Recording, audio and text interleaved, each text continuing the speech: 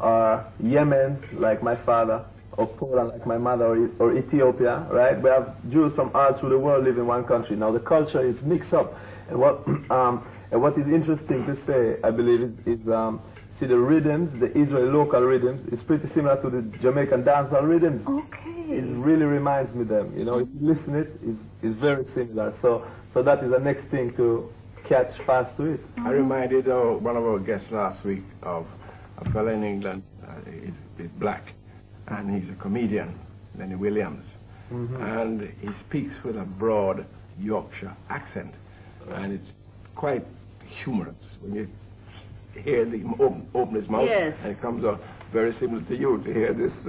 He speaks only Jamaican and Yiddish, because you came to Jamaica, and after coming to Jamaica, you didn't know any other language. Me? Yeah. I don't speak Yiddish, by the way. I speak do? Hebrew. Yeah, Hebrew. Yiddish is European Jewish. I see. I'm Middle East Jew. All right, but when you came here, you never spoke any English at all. No, well, basic English, morning. you know, like good morning, Yes. morning. So the first thing you picked up here is the patois, and you know, I get it, yeah, I did get it through the listening for years to the record, and then I just improve it by living here, you know. I mean, it wasn't like the reason to come and learn patois. It just, you know, the way you just live and go and live, and you need to go down a shop, and then, you know, just live. It's called total immersion in Can you culture. believe it? Yeah. Yes, He's a Don, incidentally, remarkable. but he's not a Don, he's a Silverdon. Yes. See? Why Every time. Silverdon? Why the name Silverdon? True.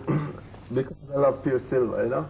Can't take the gold business. It's rather different to see, you know, it's rather strange rather to see, well, most of the people we see nowadays with the gold chains and the gold rings and the gold, but he's nothing but silver. Keeping in Pure tune silver with him. every time.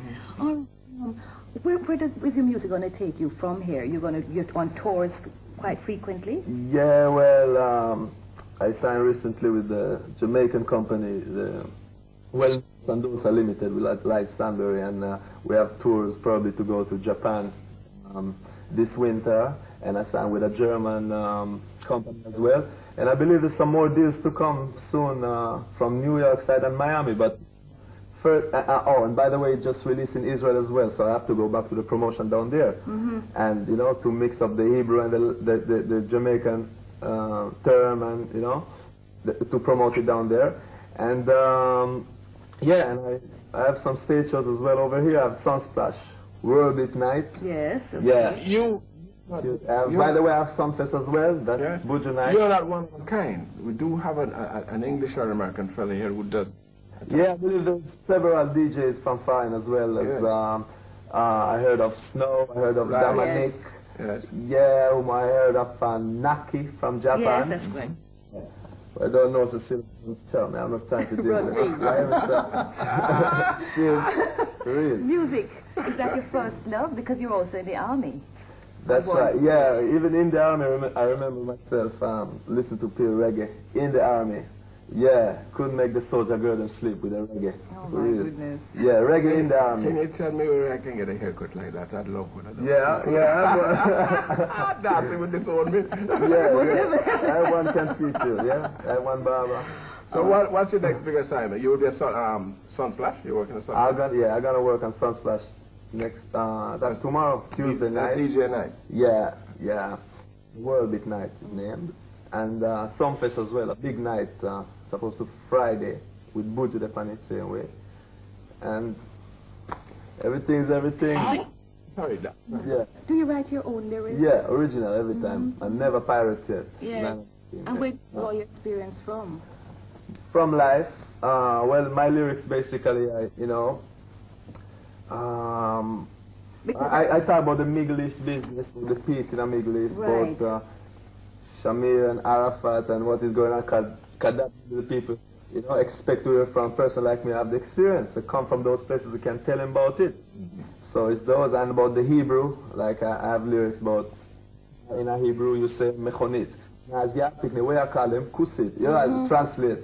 And things will happen to me. Having basically. memorized all these now, they stay with you. I mean, when you write lyrics for, well, not lyrics, when you write the words for a tune, a normal tune, a ballad, that seems easier to remember than the patois. But is it the same thing? You remember it? By the way, you see to to jam the lyrics, like to make it with no writing, just, you know, to say it. It's easier for me in English, patois, we call it, than in Hebrew.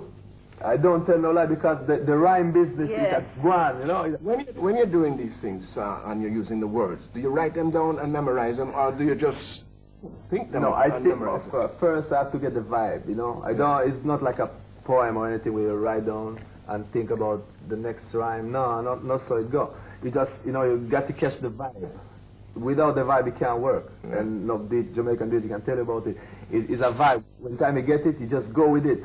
You know, and just make up the lyrics and rhyme it again and make up the lyrics. So it's kind and of then you write it down. Spontaneous thing. That's it, it's spontaneous. But then you just write it down in order not to forget it. What sort of response you have when you tour? Where have you been? You've been in Japan and played most of the DJs? I've been to so far Miami and New York, and the response are pretty positive, and you know, give me the faith in myself. I mean, even without it, I have faith, because you see, that's the way I stay. I just know who I am and I know what I can do. So it's nobody else can tell me what I can do. But it's still nice to hear good reaction, good response. Yeah. So would you describe your music as message music? Because I read that your influence is really from the Bob Marley era. Yeah, you see, Bob Marley is a not really different thing. Bob Marley is Bob Marley. You can't change it. He's a legendary.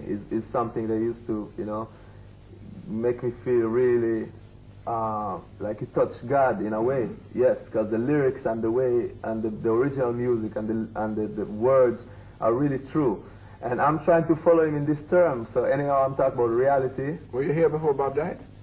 Did you know him at all? No, I didn't know him. No? No, I get to meet Ziggy the other day. And if you see me right now, Isaac. Yeah, you know. Enough respect. Yeah. Yes. All And that. but the legend can done. I mean, it cannot done. Yes. Are you a religious person? I respect God and I respect religious, and I even more time I keep my kosher. Like I don't really mix meat with milk or know about kosher, and you know, and I don't really eat pork or something like that. I don't really religious to the maximum, like, you know, because we have as well in Israel, and I notice in Jamaica, I have the Christian people who don't stop go to church and, you know, and peer preaching and things. And you have the next people who still respect it, yes? They don't really go to church every day, but they respect it, you know, and they, you know, when it comes to God, so I stay, I believe, and I believe that one day I might even get closer. Yes. Yeah.